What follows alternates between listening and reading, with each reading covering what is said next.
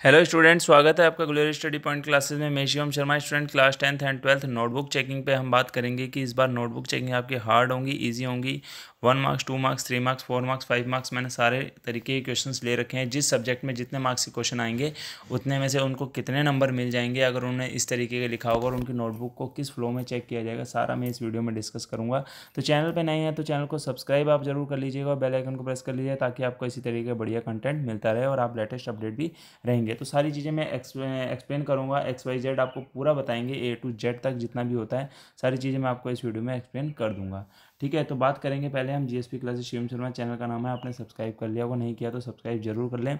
इसी तरीके का बढ़िया कंटेंट आपको मिलता रहेगा। ठीक है, उत्तराखंड बोर्ड एग्जाम 2024।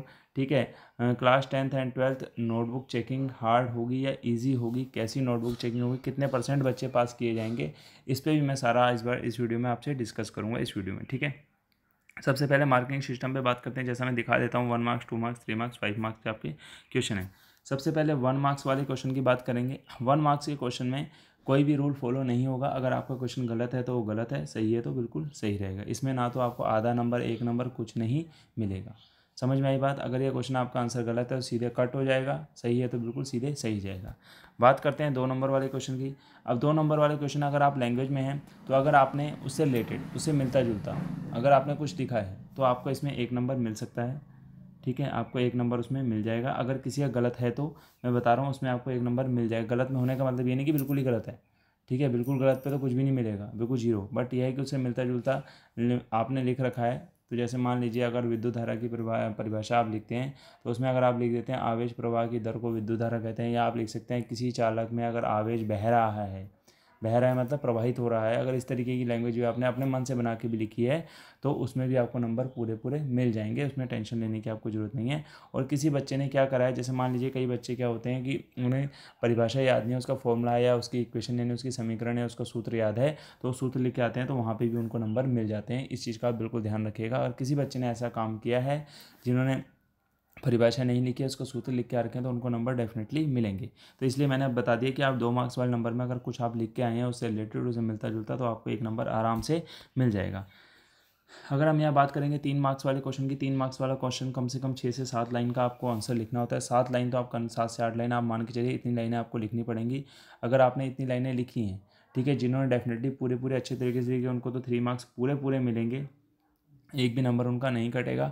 बट जिन्होंने अपने मन से बनाने के मतलब कि उन्हें टॉपिक पता है कि इस टॉपिक में ये चीज़ होती है और उन्होंने अपने ओन वर्ड्स में या अपने भाषा में लिख दिया, तो उन्हें भी उसमें भी उनको क्या मिलेंगे, पूरे पूरे नंबर आराम से मिल जाएंगे। ठीक है, और रही रहती है अब कुछ बच्चों की बात जो कहते हैं जंग से पहले तैयारी करते हैं। कहने का मतलब है कि पेपर से हफ्ता 4-5 दिन पहले किताबें उठा के रटना चालू कर देंगे, जी ये भाषा वो भाषा ऐसा ऐसा करके सारी चीज़ें रटनी स्टार्ट कर देते हैं। तो उनके लिए क्या होता है, जब क्वेश्चन उनके सामने आता है तो हड़बड़ा से जाते हैं, कहते हैं यार अब इसमें क्या लिखूँ क्या लिखूँ, अपने मन से बना के लिख देते हैं।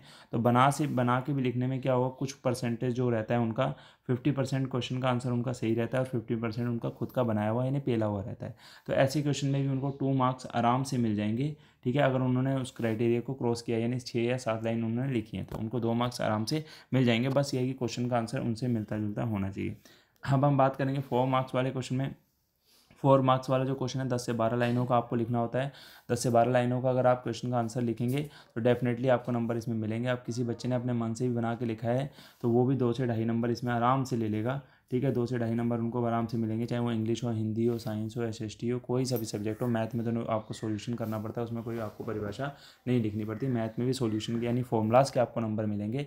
फॉर्मूलाज अगर लगा रखा है तो फॉर्मूलाज के आपको number according to board pattern के कि फॉर्मूलाज में कितने नंबर मिलने चाहिए। अगर मान लीजिए एग्जाम्पल 4 नंबर का क्वेश्चन है तो 1 नंबर आपको फॉर्मूलाज और मेथड का 1 या 1.5 नंबर देखने को 100% मिलेगा। बड़े क्वेश्चन में 5 या 6 नंबर का जो क्वेश्चन होता है उसमें आपको 2 से ढाई नंबर आपको मिलेंगे। क्वेश्चन अटैम्प्टिंग के सब चीज़ों के नंबर आपको दिए जाते हैं। तो टोटल मिला के 5 नंबर वाले क्वेश्चन में अगर आपने मैथ्स में या साइंस में न्यूमेरिकल अटैम्प्ट किया, उसको फॉर्मूला लगा रखा है, तो 2 नंबर समथिंग आप मान सकते हैं कि आराम से आपको मिल जाएंगे, बहुत प्यार से आपको ये नंबर मिल जाएंगे।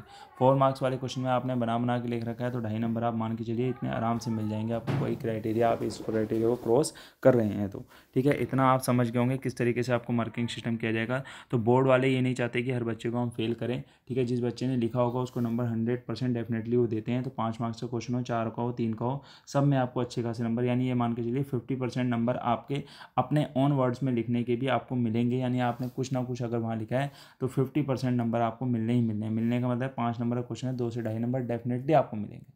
ठीक है, तभी तो कहते हैं कि यार इस बच्चे के तो 50% आ गए, 60% आ गए, ये तो पढ़ता नहीं था स्कूल में, कैसे आ गए? तो वो इसी चीज़ के आते हैं।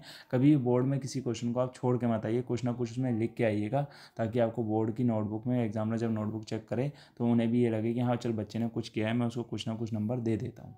ठीक है, 26 क्वेश्चन तो आपके 27 क्वेश्चन तो आपके ऐसे ही आते ही हैं, और इतने अगर हर क्वेश्चन में अगर बच्चे ने अटैम्प्ट किया होगा तो एक एक नंबर करके ही बच्चा 80 में से पास आराम से हो जाता है। ठीक है, तो ये था आपको मार्किंग सिस्टम की कैसे कैसे आपको नंबर मिलेंगे।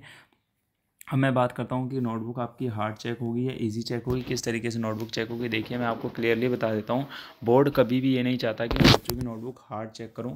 वो अपने एक फ़्लो में नोटबुक चेक करते हैं। ठीक है, उनको फ़्लो का मतलब जैसा कि मैंने आपको समझा दिया, अगर बच्चे ने कुछ लिखा है तो वो नंबर उनको जो है ज़रूर देते हैं। और हर बार नोटबुक जो है ईजी मेथड में, यानी एक बिल्कुल सिंपल वे में चेक होती है। उन्हें ये नहीं होता कि मैं हर बच्चे को फेल कर दूँ। हार्ड नोटबुक कभी भी चेक नहीं होती है। टीचर ये चाहता है, एग्जामिनर जो भी नोटबुक चेक करने वाले आपके वहाँ बैठते हैं, वो ये चाहते हैं कि हर बच्चा हमारी तरफ से पास हो। ठीक है, मेरी बात आप क्लियरली समझ रहे हैं कि वो कभी भी ये नहीं चाहेंगे कि हमारा जो नोटबुक चेक वो कर रहे हैं कि हमारे पास जो नोटबुक आई है हम उसमें बच्चों को फेल करें। उनका कभी भी ऐसा इंटेंशन नहीं रहता, वो अपने माइंड में कैसा कभी भी ऐसा थॉट नहीं लाते कि हमें बच्चे को फेल करना है। अगर किसी बच्चे ने एग्जाम में कुछ लिखा है तो उसको नंबर डेफिनेटली वो देते हैं। तो इसलिए बोर्ड की जो नोटबुक चेकिंग होती है वो बिल्कुल ईजी तरीके से होती है, चाहे वो आपके 2024 की हो, चाहे 25 की हो, 26 यानी आने वाले सेशन की भी होगी, तो भी वो पैटर्न ईजी वे में होता है। 23 की भी आप देख लेंगे और 22 की देखें, पिछले ईयर्स की भी अगर आप नोटबुक देखेंगे तो बिल्कुल सिंपल वे में आपकी नोटबुक चेकिंग की गई है। ऐसा नहीं है कि वो नोटबुक हार्ड चेकिंग होती है। नोटबुक आने वाले सालों में भी आप देखेंगे, और इन चीज़ को मैं आपको डेफिनेटली बता रहा हूँ। मेरे चैनल पे आपको हर साल कंटेंट आपको मिलता है, और आगे भी हमेशा मिलता रहेगा। मैं हर साल आपको वीडियो प्रोवाइड करवाऊंगा, चाहे वो 10th बच्चे हों, चाहे 12th क्लास के बच्चे हों। 10th 12th के लिए कंटेंट मेरे चैनल पर आपको लगातार मिलता रहेगा।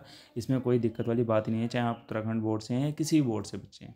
ठीक है, पढ़ाई के लिए मैं आपके लिए वीडियो हमेशा लाता रहूँगा, इससे आप निश्चिंत रहिए। और नोटबुक चेकिंग पे भी मैंने आपको बता दिया, नोटबुक चेकिंग बिल्कुल सिंपल वे में होती है, बिल्कुल इजी तरीके से बच्चों की नोटबुक जांची जाती है, यानी चेक की जाती है। ठीक है, हार्ड नोटबुक कभी भी चेक नहीं होती है। रही बात परसेंटेज की, तो आप ये मान के चलिए कि आपका जो परसेंटेज जो रहने वाला है, कितने परसेंट बच्चे पास होंगे, कितने परसेंट बच्चों को फेल किया जाएगा। तो डेफिनेटली देखो, अब तो कंपार्टमेंट सिस्टम है। ठीक है, आप ये मान के चलिए 100 में से अगर आप बात करेंगे तो 15 to 20% स्टूडेंट्स क्या होते हैं, फेल होते ही होते हैं। क्यों होते हैं? उनका मेन कारण यह है कि कुछ बच्चे पढ़ाई नहीं करते हैं। ठीक है, जो एक दिन पहले उठाएंगे 12th की किताब मैथ्स की और सॉल्यूशन करने बैठ जाएंगे, 10-15 क्वेश्चन पढ़ के चल जाएंगे और पेपर में कुछ लिख के नहीं आते, क्योंकि 80 में 27 का क्राइटेरिया मैंने आपको बता दिया है, आपको ये क्रॉस करना पड़ता है। ठीक है, अगर आप 80% कहते हैं, आप अगर 27 का क्राइटेरिया 80 में से नहीं लाएंगे तो आप फेल ही होंगे। तो इसलिए फेलिंग परसेंटेज इसलिए बताया जाता है कि बच्चा फेल हो गया है। तो इसलिए आप 100 में से अगर बात करेंगे तो आप ये मान के चलिए 15% तो आप मिनिमम मान के चलिए कि बच्चा फेल होता ही होता है। ठीक है, 100 में से 15 बच्चों का अगर मान के चलेंगे, मैं 100 बच्चों में से बात कर रहा हूँ तो 15 बच्चे फेल होंगे। अगर लाख की बात करूँ तो 10 से 12-15 हज़ार बच्चे फेल होंगे ही होंगे। ठीक है, तो इतना आप मान के चलिए। ठीक है, चाहे वो 10th हो चाहे 12th हो, सभी में ये हाल रहता है, पर 10th में थोड़ा परसेंटेज 12th के अकॉर्डिंग कम रहता है। ठीक है, तो आई होप ये सारी चीज़ें आपको समझ आ गई होंगी। इस बार जो पासिंग परसेंटेज है आप ये मान के चलिए अप्रॉक्सीमेट 80 to 85% ही बच्चों का रहने वाला है। यानी अगर ऑल ओवर अगर आप देखें, हो सकता है 1-2% कम भी हो जाए, 1-2% ज़्यादा भी हो जाए। ठीक है, तो आई होप आपको सारी चीज़ें अच्छे से क्लियर हो गई होंगी। मिलते हैं नेक्स्ट वीडियो के साथ, नेक्स्ट अपडेट के साथ। Thank you.